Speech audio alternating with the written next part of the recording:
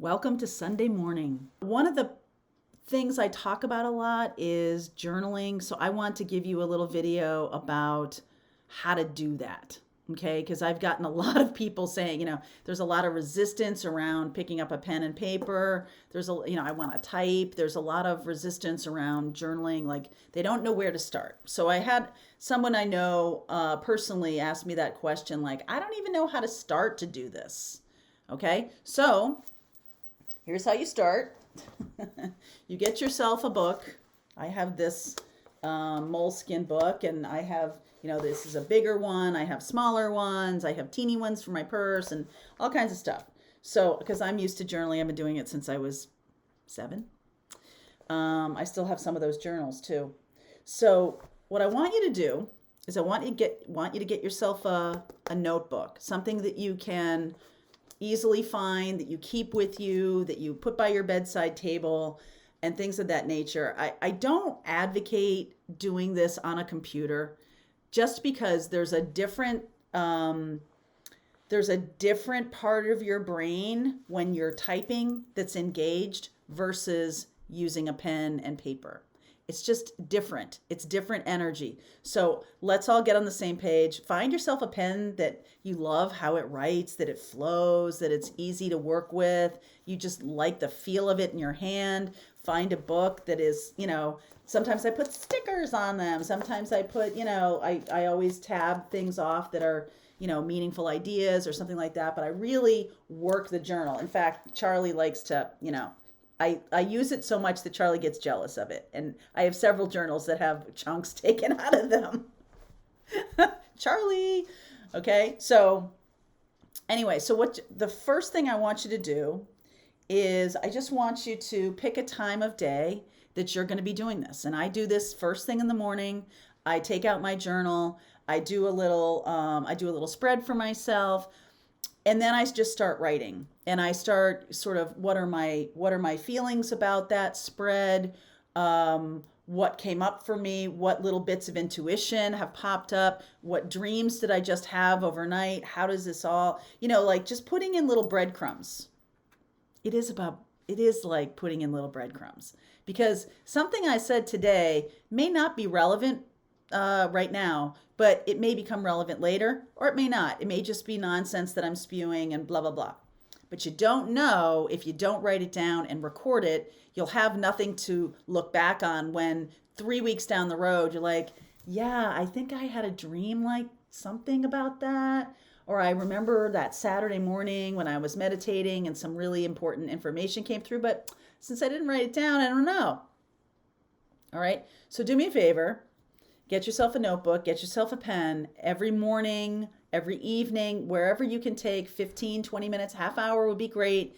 And you just sit down and maybe you pull a few cards for yourself or you don't, but you put your pen to paper and you just start writing. And you can commit to a page or 2 pages or 3 pages.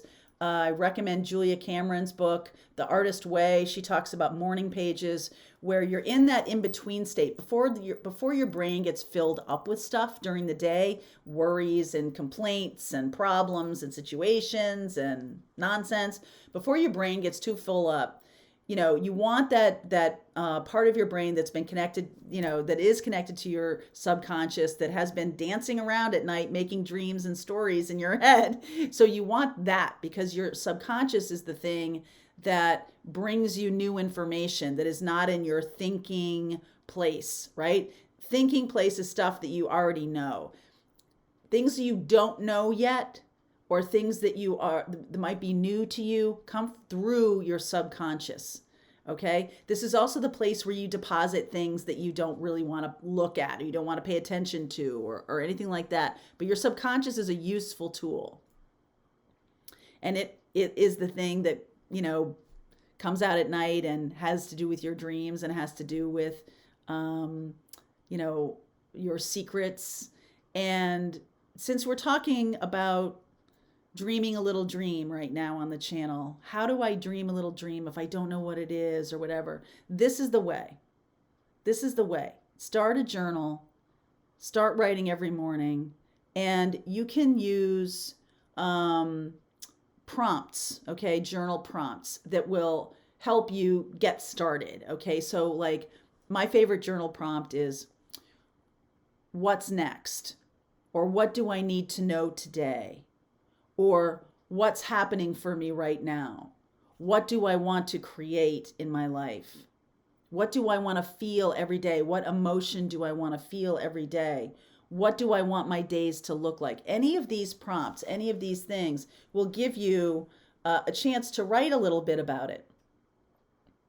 You can also, when you write a little bit about something and you're like, oh yeah, that would be so cool. Maybe you want to tour Tuscany. Maybe you want to be somebody who does that for a living. Maybe you want to be someone who steps into being a medium. Maybe you want to go to a shaman and open up your Akashic records. Maybe, what is it that you want to do? And can you write about it and get yourself excited about it? Because that's the energy of attraction. So your journal can also be something that helps you attract in that dream. It's not just like, I'm putting it out on paper. It's really more of an attractive kind of process. This is what I'm looking to create. And I'm like, oh my God, and look at all this fun stuff I can do. And when you have a piece of paper and a pen, it's really you're creating that kingdom. So that's how you start. Very simply, pick a journal prompt that you like. Write it in the comments. I'd love to hear your journal prompts. It's a sentence, a question for you that basically gets you starting writing. No matter what, it don't have to be full sentences, doesn't have to be perfect grammar, it doesn't have to be a story, fully baked, a beginning, a middle, and end. None of that. Don't put yourself under that much pressure. All you want to do is take what comes through you and put it on paper.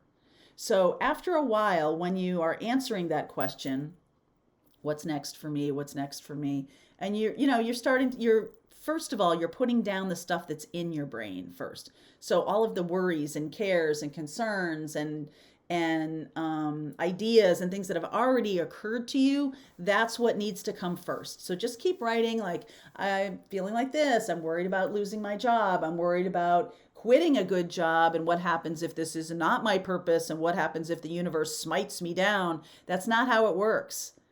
All right. You're the one leading the universe. Okay. So you're tapping into your wishes and your dreams in the journal first, so you can talk through it with the universe, get all that stuff out. And then eventually, especially if you're going to commit to doing 3 pages, eventually when you get to that, you might only write 2 or 3 sentences that come out of your thinking. If you get stuck, just keep writing the prompt over and over again. Keep writing the question. What do I need to know next, Spirit? What is next for me, Spirit? Just keep writing that, and eventually something will break through. You could write for 3 pages and nothing breaks through. It's a process. This is not about getting to the goal. This is about something to do every day, because continuously tapping into your subconscious, that is sort of oiling the mechanism of your dream factory. It is bringing you closer to seeing how your connection to spirit works in you. It's bringing you closer to then, oh, okay, I've been writing about this tea shop I want to create, and all of a sudden this person I meet has connections in, I don't know, wherever you would import tea from or something like that. And it's like, oh my goodness. So record these things too. Record these synchronicities and these happenings, because not only are you, the universe is speaking to you, whether to confirm it, to move you in a different direction, to bring you other people that can help these dreams come true. So once you are committing to writing things down, also commit to writing down the synchronicities that happen, so you can learn to understand the language of spirit for you. It's unique to you. So yeah, you see those things on YouTube all the time about what does 1111 mean and all that kind of stuff. And yes, there is a compendium of information about, hey, spirits wanting to talk to you and things like that. But you have your own personal language with spirit. And starting this journaling practice and starting to communicate with that subconscious a little bit more is going to help you break through your very strong brain, your very strong societal mechanisms that have been put upon you by your family and your friends and what's expected of you, expectations that you might have that are blocking any kind of thing that wants to come through. So that's my little journal video about how to start journaling and how you might do it and everything like that. That's my advice to you about how to start journaling. So I hope that was helpful to you. Please start this weekend. The reason I'm doing this now is because we are moving toward a Pisces full moon, and you can do this anytime, but if you're watching this video before a Pisces full moon especially, then this is about releasing your dreams to the universe. So that's why I wanted to do this video today. Okay, I'm going to do a little meditation also about dreaming your dreams to connect to your subconscious, and you'll see that too. So these two videos kind of go hand in hand, so I'm going to put a little card for each of these videos, for these two videos together, so you can always find them. All right, my loves, I hope this was helpful.